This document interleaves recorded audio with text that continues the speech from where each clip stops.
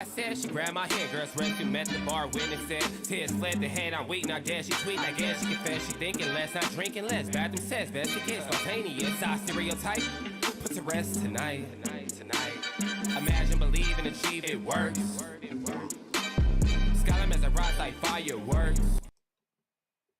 Hello everybody and welcome to this edition of After the Storm. Of course, I'm your host, Matt Clark. We're going to be talking about the Thunder's good victory last night over the Phoenix Suns. The Thunder improving to 23-55.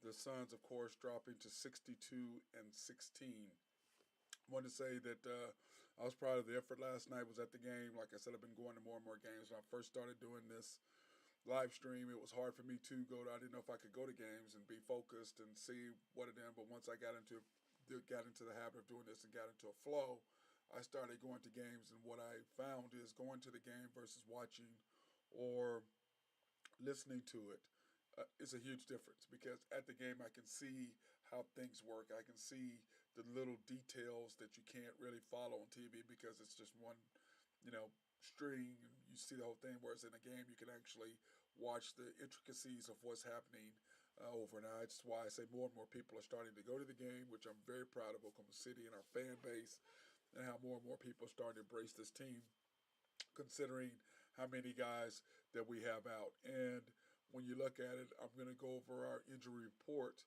Now, when you see this is what we're missing for the year, Shea, of course, is out for the season.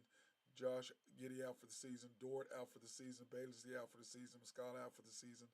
Jerome out for the season. Kendrick out. Favors out. And, of course, Trey Mann out with the hamstring. So, and with a few games left, I can understand why the Thunder's like, okay, we're going to sit everybody. And the only person that really is playing has been Wiggins, who started at the beginning of the year. And then it's good seeing Robinson Earl come back, Jeremiah and Robinson Earl. So I was good seeing him come back, and you can just see he started getting into a flow.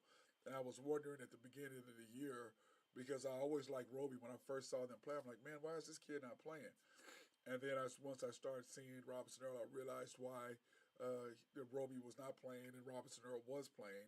Even though Roby's came out and he's played really, really good lately, he's just not that great of a defender. Even though he can score offensively, defensively he's just really lacking. And at 6'8", you have to be able to defend because of the position that he plays. So anyway, that being said, let's get into the starters for the game tonight. Of course, Maladon, Wiggins, Roby, Poku, and Krejci. Not a surprise there as far as who was playing because of what happened, who has been starting the last couple games. So anyway, that being said, my keys to the game were simple. I wasn't overly expecting a lot, even though I was happy that Devin Booker did play. I was a little worried about the Thunder because the Suns had just come off a loss against Memphis, so I figured that, oh man, their Suns are going to be up, they're going to be ready to kill us, it's going to be in trouble, we're going to be in trouble, but that's not what happened at all. And here were my keys to the game. Don't get into a running game with the Suns. Do not turn the ball over. Limit open looks on threes for them, because they're a very good three-point shooting team, or you would not be leading so far ahead as far as the best record in the NBA. And then we have to move without the basketball, which means that we need to catch it and finish at the rim. Because when our points in the paint are up, it really helps us become a better team and a better scoring team. And it gives us the ability to do quite a bit more when we are scoring. So that being said, I wanted us to move it, catch the ball, finish at the rim. And if we could do that, I thought we'd have a pretty good chance to get in there. But what ended up happening is, it came out, we turned the ball over. I think Poku had 5 turnovers in the first quarter himself. He really didn't look well. The Thunder, the Suns, I thought were going to blow us out. But at the same time, my sign that I really liked, they weren't shooting the ball very well from three. I thought, man, we might have a chance here. So, but anyway, we were only down 7, which all the open looks that they got, which was one of my keys, is not to give them open looks. They were just missing shot after shot after shot. And then what ended up happening is the Thunder got a chance to say, oh, okay, we're in this game and we can do something. We can actually compete with these guys. And like I've said all along, I don't care how much better you are than somebody else. If you give a team, the other team, a chance or the thought in their mind that they can play with you, you are in trouble. And when you look at the first quarter stats, that's exactly what happened. Uh, it was 20-27. When you look at threes right there, the Thunder 3 for 11. We only scored 20 points, but the Thunder 3 for 11, 38% field goal shooting, uh, 12 rebounds, 8 points in the paint, my pip, and then 5 TOs. And then you look at the Suns, 2 for 11, 45%, 10 rebounds, and points in the paint, which is where they were just killing us because we could not stop them coming towards the middle, shooting that little 14, 15-foot fadeaway jump shot at the free throw line. There was nothing we could do about that. So 10 points in the paint. They only had one turnover, which our defense clearly needed to pick that up. But you can see that scored uh, we only scored 20 points, and so I was a little worried. We did get 10 points out of our bench. Their bench only scoring 7, but like I said, I was a little worried after the first quarter. But at the same time, I thought, 2 for 11, we may be okay. And fortunately for us, that trend for them continued. They came out the second quarter and they were just flat. Let's talk about the Suns. And I think the Thunder seized on that and saw, okay, you guys, y'all have no respect for us. Y'all just gonna just do whatever you want. And you can see the Thunder getting more and more confidence. All of a sudden, we started knocking down some threes, and you just made a huge difference. And there was 6 minutes to go. We cut it to a 37-38 lead, about down by 1. But they just looked like the Suns just looked like they were just disinterested. The Thunder, on the other hand, knocking down some threes. And Robinson Earl was a big part of that. He made some couple key 3-point shots, made some moves to the basket. Wiggins came in, did some things. Lenny Waters came in, hit a three. All of a sudden, the Thunder's rolling, and the Suns are like, wait, what the hell just happened? But once again, once a team starts playing with confidence and you're not as good as the other team, what ends up happening is you believe that you can play with them. This game can be had. And the Suns they just never looked enthusiastic about it. They were just on, I won't even call it cruise control. They were flying under the speed limit by 10 miles. Now, does that have something to do with the Thunder? Sure it does. The Thunder, was playing good defense.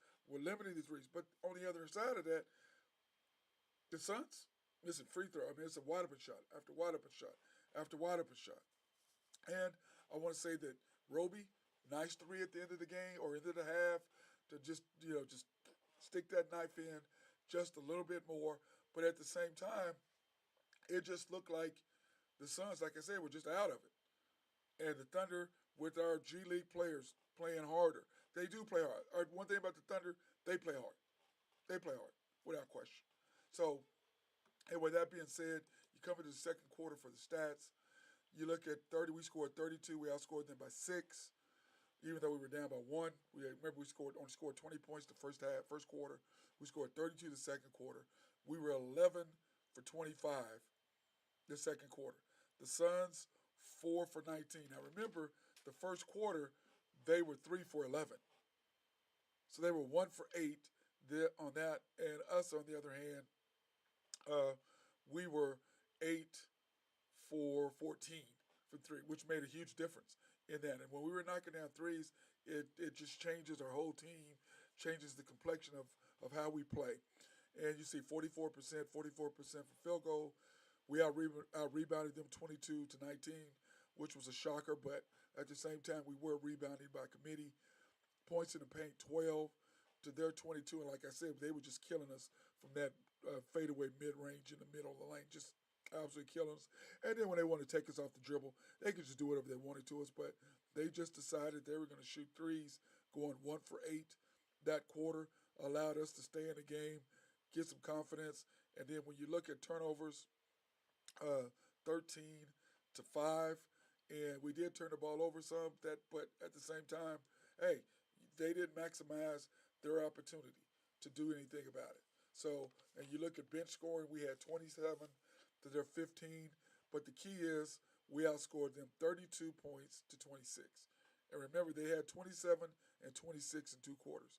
which allowed us to only be down 52-53 at the end of the half. And I thought that was a huge turning point for us that second quarter. It gave our team confidence. The Thunder were rolling and believing that they could do something, that they could beat Phoenix. And Phoenix, on the other hand, they came out the third quarter. I thought, okay, Phoenix is going to come out. They're going to knock us in the mouth. They're going to start knocking down shots. They're going to get us in bad situations. They're going to force us to do things that we're uncomfortable in. They're going to turn us over. They're going to get them and run up and down the court. No, that's not what happened at all. The Thunder did almost the exact opposite. They forced them into doing some things they weren't comfortable. They forced them into taking bad shots. They forced them into doing things that Phoenix is very uncharacteristic of doing in their offensive sets. Oklahoma City played good defense, kept them in front of them, didn't give them open looks that many from three, forced them into going, taking shots that were contested instead of wide open. And what happened? Our defense was just great. And what happened? Our largest lead in that quarter was 12. Or largest lead in the third quarter is 12. Simply because we played good defense. We didn't allow them to get too many open looks. We didn't allow them to get to basket. We forced them in and taking contested shots. We hit our shots. We went to the basket. We moved without the basketball. And the main important thing, and you will see, is that we finished in the paint. And I said that one of my keys. Move without the basketball, finish in the paint. And like I said, I do my keys before the game starts. And you can ask anybody that's with me. I do my keys. I don't come on this show and all of a sudden make up the keys like I did like right before the game or right before this broadcast, this live stream. I make up keys. No, I do my keys way before because I want to see how on point and how in tune I am with the game one, with our team two, and three, how right was I? So those are the things that I do to try to keep and make myself ready. So we come in and you look into the third quarter, like I said, we had a 12-point lead, which was our largest in that quarter.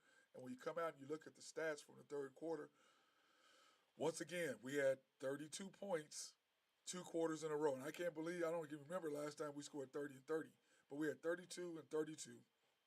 Phoenix, they had 27, 26, and now 22 points in the third quarter. And remember, at halftime, they were 4 for 19 from 3. They are now 5 for 28 from 3. And they started the game out 3 for 11. So since that, they are 2 for 17 from 3 after the first quarter, which says a lot to the Thunder defense and then Phoenix just not being locked in and focused. But you got to give some credit to the Thunder and their defense. And you look at field goal percentage, 47 to 42. 35-29 on rebounds, points in the paint, Oklahoma City 34, Suns 40, and you can see the difference right there. Remember, at halftime, we only had 12 points in the paint.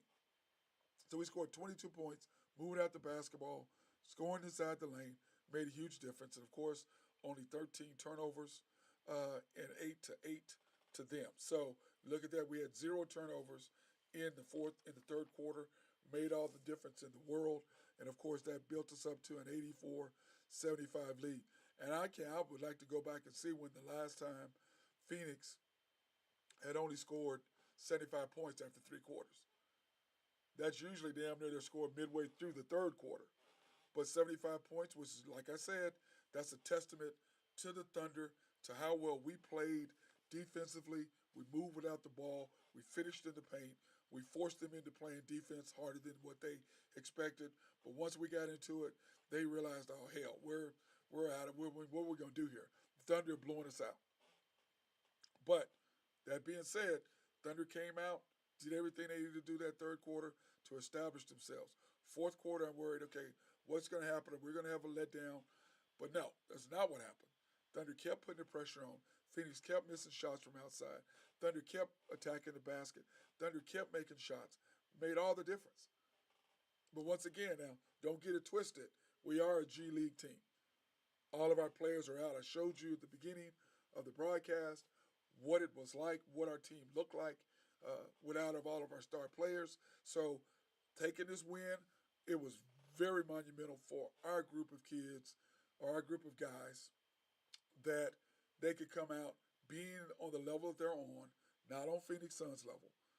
And remember, they did not have their big gun playing, but at the same time, hey, you got to show up to play, and they did not. They hit us in the mouth early. They missed. They left a lot of points on the table in the first quarter, opening the door for us to come through, walk through that door. We did.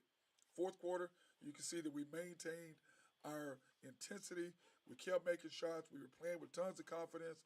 We were running up and down the floor. We were doing to Phoenix what I thought Phoenix would have done to us. Ran up and down the court, played good, solid defense, took advantage of the opportunities, and finished in the paint. That being said, Thunder walk away with a 117-96 victory.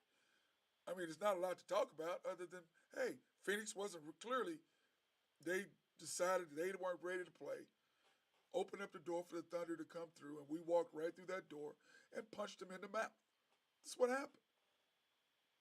I mean, there's no need of, trying to sugarcoat it. Phoenix came in, thought they were going to walk all over the Thunder. Thunder guys came up, stepped up, were ready to play, finished off the Suns with no problem. So very proud of our effort, of our guys. And when you look at the final stats, this will tell you everything you need to know. Final score, 117-96. 3-point percentage, 17-41.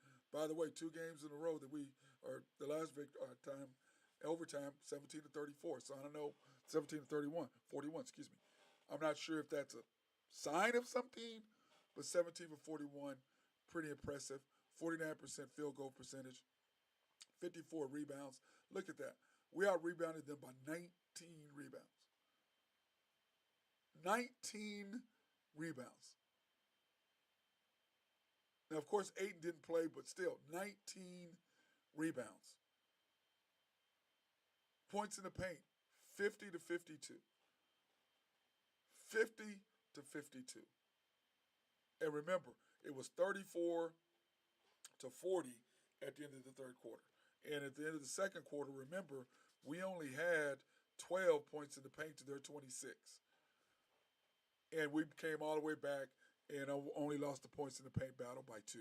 16 turnovers to 11. And remember, we had 5 after the first quarter.